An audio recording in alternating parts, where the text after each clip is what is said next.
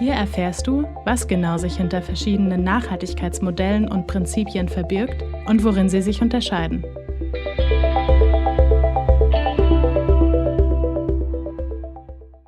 Sobald du bei Ecosia, Google und Co. den Begriff Nachhaltigkeit eingibst, werden dir neben ein paar grünen Blättern und kleinen sprießenden Pflanzen vor allem sogenannte Nachhaltigkeitsmodelle angezeigt.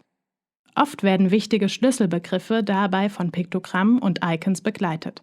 Sie versuchen in einer Darstellung das Handlungsprinzip Nachhaltigkeit zu visualisieren und vor allem die komplexen Informationen dahinter vereinfacht und verständlich darzustellen.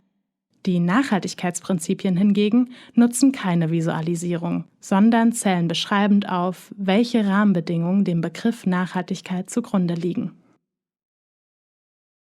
Das Drei-Säulen-Modell. Das wohl bekannteste unter allen Nachhaltigkeitsmodellen ist das Drei-Säulen-Modell. Das Dach Nachhaltigkeit wird von den 3 Säulen Ökologie, Ökonomie und Soziales getragen. Alle 3 Dimensionen stehen gleichberechtigt nebeneinander und sind gemeinsam verantwortlich, damit das Ziel Nachhaltigkeit erreicht wird. Doch bei einem zweiten Blick auf das Modell fällt auf, das Dach würde auch getragen werden, wenn beispielsweise die mittlere Säule wegbricht oder wenn sogar beide äußeren Säulen einstürzen würden. Genau das wird von KritikerInnen des Modells bemängelt, denn es suggeriert, dass nicht alle 3 Bereiche, also alle 3 Säulen, notwendigerweise Beachtung finden müssten, um das Ziel Nachhaltigkeit zu erreichen. Das Schnittmengenmodell. Das Schnittmengenmodell, welches teilweise unter dem Namen Dreiklangmodell zu finden ist, gilt als Weiterentwicklung des Drei-Säulen-Modells. Die 3 Bereiche Ökologie, Ökonomie und Soziales greifen bildlich stärker ineinander, um ein reines Nebeneinander aufzuheben.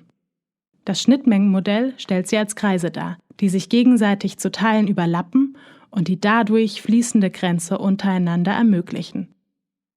In der Mitte und somit in dem Zentrum der Überlappung aller 3 Kreise befindet sich der Begriff Nachhaltigkeit. Das Nachhaltigkeitsdreieck.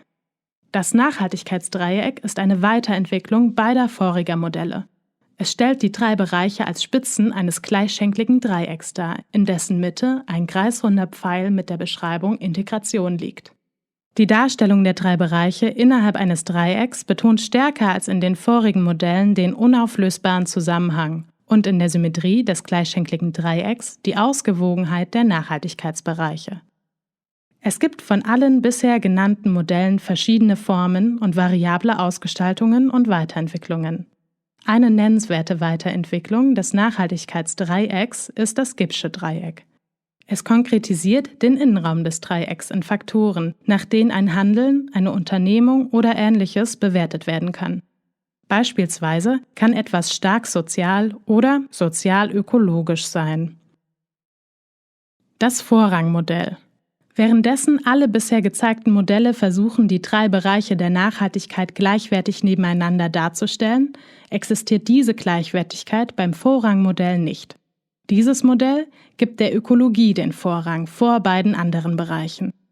Das Ökologische bildet den Rahmen, da der Schutz der natürlichen Lebensgrundlagen die Grundbedingung für soziale und ökonomische Stabilität sei. Zudem gibt das Modell dem Sozialen einen Vorrang vor dem Ökonomischen.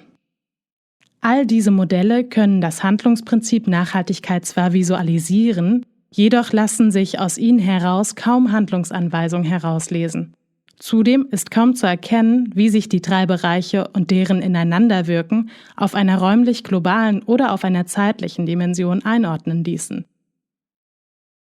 Prinzipien des Nachhaltigkeitsleitbildes.